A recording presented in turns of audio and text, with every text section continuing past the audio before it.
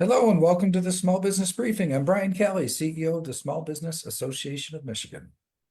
Hi, good afternoon. Thanks for tuning in today. I'm Sarah Miller, Vice President of Communications at SBAM. We appreciate you joining us. I want to welcome one of our new members. They're a premium member, and that's Grand Wellness LLC. So, welcome to the team there. So, Brian, some big news over the weekend. The overtime threshold rule was found unconstitutional by a federal court. So, this is the Fair Labor Standards Act. What's next? What do our members need to know? Well, the first thing is that the rules for when an employee is entitled to overtime, there's a threshold, and that threshold had already gone up on July 1st, and that was going to go up again on January 1st. That has been repealed. It was done not by law, but by an administrative rule in the U.S. Department of Labor. That was challenged in court, as we'd covered on this briefing before. And late last week, a federal court in Texas found it to be unconstitutional, and it was because essentially what they did was by rule they essentially made the current statute with respect to the management test of the overtime rules. There's two ways to qualify for overtime, or two ways you are exempt from overtime. One is that you have certain managerial responsibilities, but also there's an income threshold. If you're over that income threshold, then is the only time when that management rule kicks in. If you're under the threshold, you're no matter what, you're automatically entitled to overtime. In other words, you're non-exempt. And so what this decision said was, hey, when the federal government took that rule from $35,568 a year and changed that threshold to $43,888, and then in such a short period of time, $58,656, you're essentially making in so many cases that management test, which is a function of law, irrelevant, and you can't just by rule essentially repeal a law. So they kind of consider it like a law repeal by rule. Just if you think back of how laws are made and the three branches of government, checks and balances, you can't administrative rule cannot repeal a law, and that's essentially what they were doing when they passed this rule change. So what that means is that the previous overtime threshold, which is at 35,568 is back in effect, and that works out to $684 a week. So if you are under that threshold, and those employees are entitled to overtime no matter what. But if you're over that threshold, they're not. It depends on whether or not they have management functions. So what happens from here, now that it's repealed, it means that the old rules kick back in. So it's not going to go up to 58,000. It's going to stay at the $35,568. I think this is probably it. I don't know if the Biden administration will kind of technically seek to appeal this local decision. This is because there's a federal court, but it's a federal district court. So the feds, the U.S. Department of Labor, could appeal it up to the Court of Appeals. I think that's very unlikely for that to happen because there's just not a tough time before there's another administration going into effect. And so usually what would happen is they would leave it to the next administration to decide what to do with it. And I think it's highly unlikely that the new administration is going to pick up and kind of handle unfinished business with the old administration. They're going to wipe the slate clean, most likely, and start fresh with whatever their own agenda is. So I think probably this is going to be it. But the big news for our members are those of you who have started to essentially pay overtime to people with management functions over $35,568 a year, you you no longer those employees are no longer entitled by right of law to it. All right, well, thanks for that update. I did share a link to an article we posted on our site from our friends at the American Society of Employers as well, if you need some more detail. So in our last Data Monday report, Brian, you shared some concerning trends nationally, but we're seeing some signs here in Michigan too, starting with unemployment. What did the last update show? Last week was there's a lot of information, a lot of data, a lot of stuff came out last week, and so one of them was the state level unemployment rate. And while there wasn't some kind of big change, it went up by 1/10%, so it's up to 4.7%. The part that's concerning is just the trend that it represents. So this is the seventh month in a row that we've seen the state unemployment rate go up. So it's just kind of incrementally going up. And that compares to the national unemployment rate, which it was in a previous Data Monday report, but just as a reminder, stayed level at 4.1%. There was a little period of time when Michigan was below the national average, which is fairly unusual in our history, at least going back through to the 1970s. We really haven't been under the national rate very often. We were for a little while, but unfortunately we went back up and now have kind of continued to climb, and that was on the heels of the of some of that the federal jobs reports that have shown the jobs market starting to weaken. Not that the bottom has fallen out, not that it's a locked in recession or anything like that, but just the idea that it really is softening or slowing. And I would say that Michigan is really is becoming quite the picture of that slowing. Just when you look at that kind of incremental, what the Feds called it was a soft landing.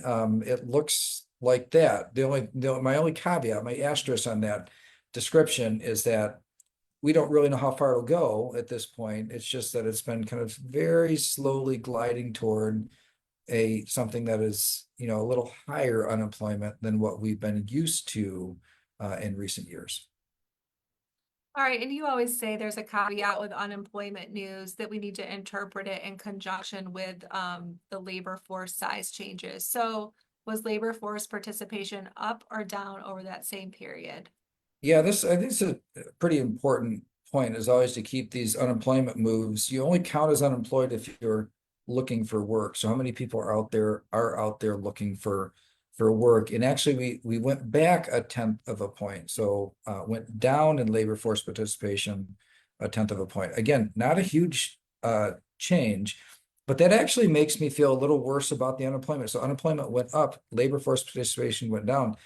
So that means that that actual job losses were a little higher in the state, because normally if labor force participation goes down, if people actually leave the workforce, then it can negate some of the jobs that go away in terms of how the unemployment is calculated. So the fact that both of those things happen, unemployment went up, labor force participation went down, would suggest to me that, well, it's still, again, not dramatic shifts, but it's disappointing because in labor force had been one of the bright spots in Michigan where there had been some pretty good recovery in labor force participation rate, not compared to 20 years ago, but compared to the post-pandemic time, some pretty good recovery. So not at a point where I'd be ready to call it a trend, but just one of those things where it was kind of disappointed to see.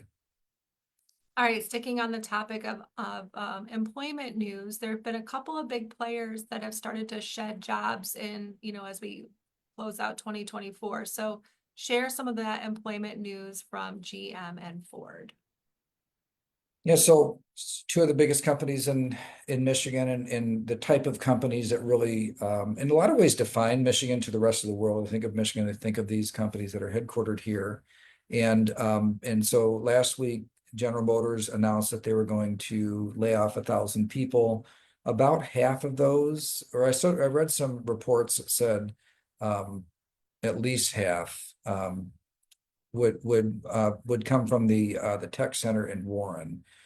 And so this will, whenever, General Motors goes down, it's normally going to hit Michigan harder compared to uh, the rest of the country because while they have people all over the place, a higher concentration here. But keep in mind, this is not the same 1,000 that we talked about before. They'd already downsized by 1,000 earlier this year. Little more dramatic when it comes to Stellantis. Stellantis is actually they're upwards of around 4,000. They're down about 4,000, and those are much uh, more concentrated. That's the portion estimated to be in Michigan. It's not always, they don't necessarily report it by state, but if you put everything together, and like Crane's Detroit business did a nice job of just looking at um, all the announcements over the course of this year, you can see where it's around 4,000 for Stellantis. Ford has really held up a little better in terms of their overall employment. So they have reduced the size of their new projects, but have not done the more direct or permanent layoffs, and some temporary changes. But these, I think it really does fit with that national employment picture. You might remember that when we looked at the last jobs report, it showed nationally plus 12,000, which is really, really small. But you saw the biggest gainer, about 40,000, came from government jobs. So that meant the private sector was down. And manufacturing is one of those areas that really took a hit. So naturally, if you see manufacturing down, it's probably going to hit Michigan a little harder. So you start putting all these things together and it starts to fit, right? We see the unemployment ticking up. We see the national jobs report show manufacturing down. We see our big manufacturers announcing layoffs of permanent job losses, and our unemployment ticking up over the course of the last 7 months. So all of these things kind of working together to paint a picture of a softer economy. All right, speaking of the economy, what is happening with the Federal Reserve? You thought that we might have some decisions made following the election, so tell us what happened. The chair of the Federal Reserve had had set some expectations that there would be an interest rate cut in the November meeting, which was just 2 days after the election. And even though the inflation numbers didn't inspire necessarily continuation in the rate cuts, but the expectations were set, in the Federal Reserve did follow through with a 1/4 point reduction. So now that's 2 rate reductions this year, 0.5% to start with, 1/4 point in November. And it's interesting, the market is actually pricing in another 1/4 point in December. So there are some expectations. I felt like that Chairman Powell had went out of his way to not promise any additional rate cuts, but rather that they'll reduce rates in the future as the data warrants it. So, but even so, I think looking at these kind of softening economy, it would stand to reason that the Federal Reserve would be more afraid of a soft economy and a soft jobs market than they are inflation. So, and I think the data bears that out. So we've seen 2 successive cuts, but December is still up in the air, and I wouldn't be at a point where I would necessarily predict it, but it does look more likely than not, given all the other things that I mentioned. But the caveat to that, not the caveat, but the other side of the coin is that inflation actually went up as compared to 12 months earlier. So you see inflation, monthly inflation numbers comparing inflation, like what is it this month compared to the same month in the previous year? It's the annualized inflation number, and or the consumer price index annually. So it was actually up a little higher. So it'd been going down, and then it was up a little bit this last month. Now still low, 2.6%, not that high compared to what it like last month. it was 2.4. So it's not that different. But last month, you might recall that I had pointed out that it went down even though core inflation went up, and it was because gas prices were coming down, but gas prices have kind of leveled out where they're at now. And so the overall inflation numbers aren't really taking into effect the commodities that had come down, and so we're back looking at the core. So that's not a big enough increase in inflation that I would think the Federal Reserve would be scared off their loosening of monetary policy. In other words, reducing interest rates. The other thing, though, that is happening is in the backdrop is that we do have a change of administration, and Donald Trump has made no secret to the fact that he thinks interest rates are too high, and he's really going to kind of push, and he did before too, that when the Federal Reserve was kind of inching up interest rates, was really trying to influence and push it down. And it is a fiercely independent organization, the Federal Reserve. It's kind of designed to be a step away. The term of the chair of the Federal Reserve runs until 2026. They have very long terms, and it's so that they can be independent from the people in political office. So, but they'll definitely, I think the data shows that it more likely to continue reducing interest rates given all the other things that we've talked about. Very, very clearly, there'll be future pressure to move them down more quickly. So it could be that the Federal Reserve, if kind of was on the fence or something, will err on the side of reducing interest rates more, given the political environment that is in front of them. But I think that the data justifies it anyway. So it's kind of nice sometimes when the right thing and where the political pressure is line up.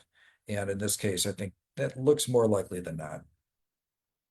All right, you did mention the next administration in your comments. So, Brian, what can you tell us about the priorities of the next Trump administration? Yeah, I think that there's a few things. First of all, I want to focus on business issues. So there's a lot of stuff out there, people kind of going back and forth and debating on things that really aren't business issues. You really won't hear us talking about those things. So let's talk about what I expect in terms of business issues.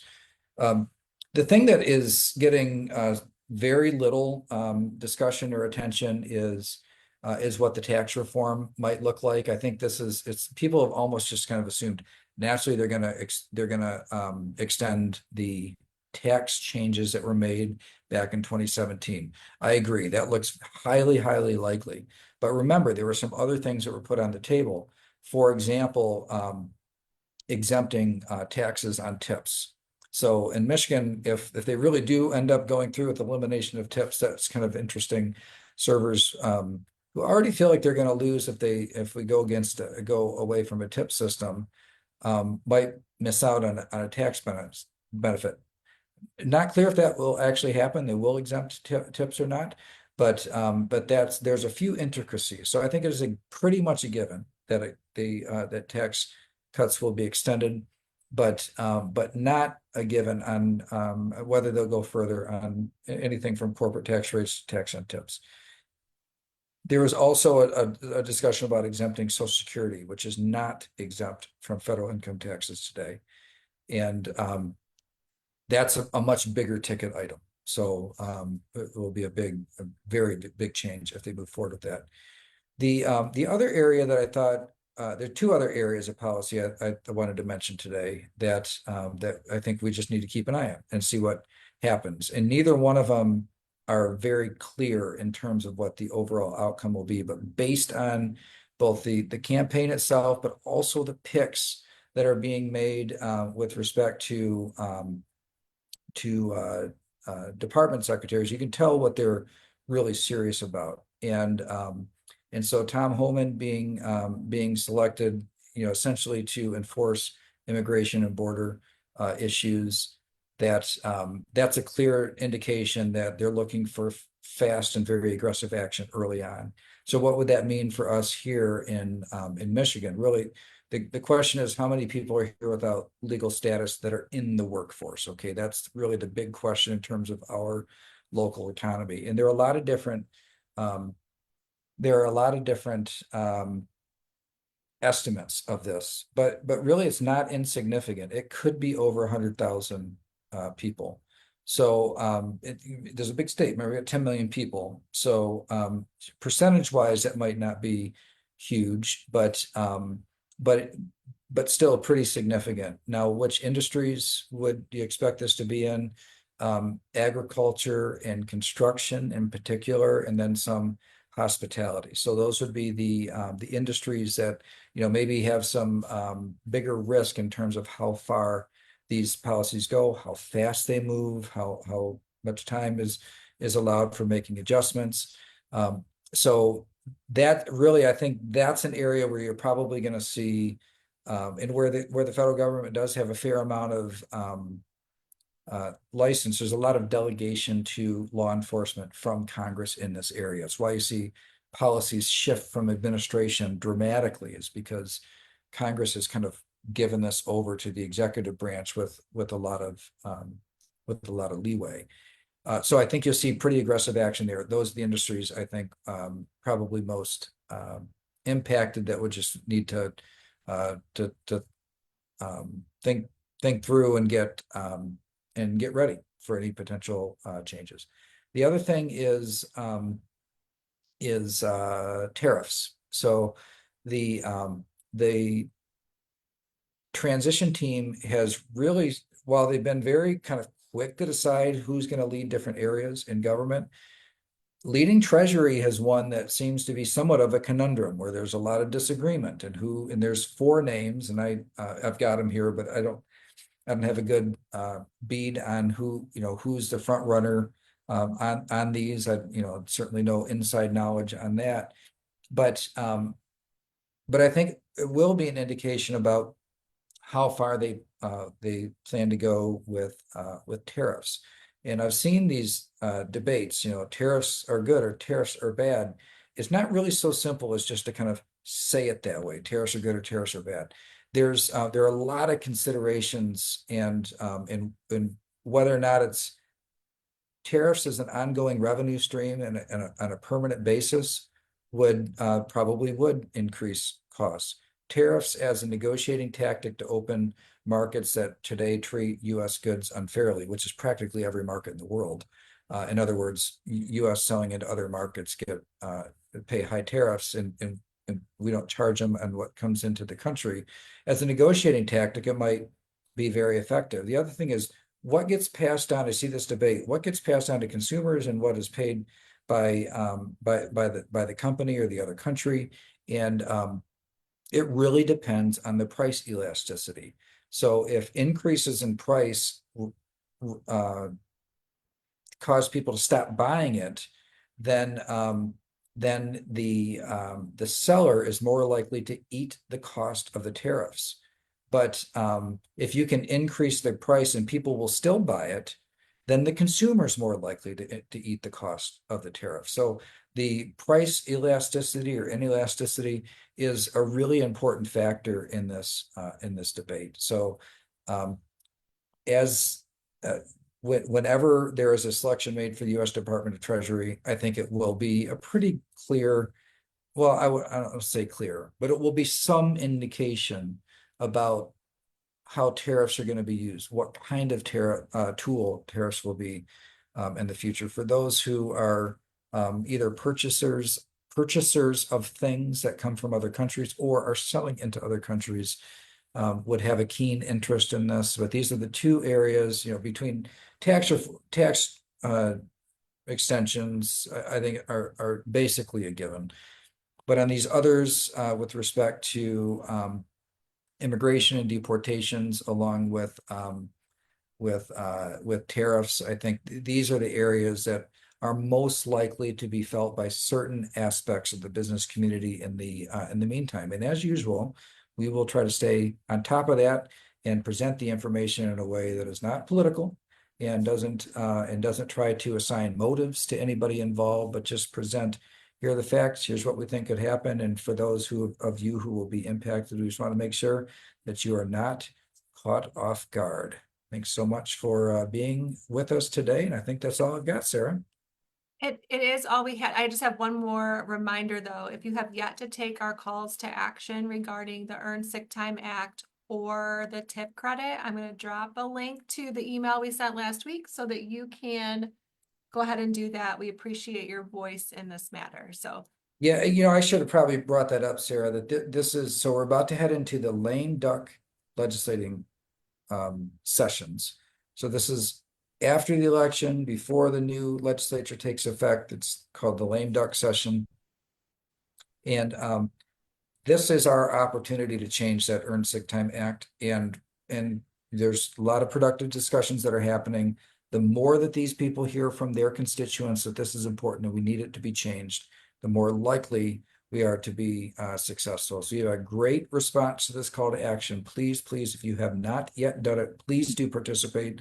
I promise you that it will make a difference in what we're able to get across the finish line. Because when they hear from you, they really can't ignore it.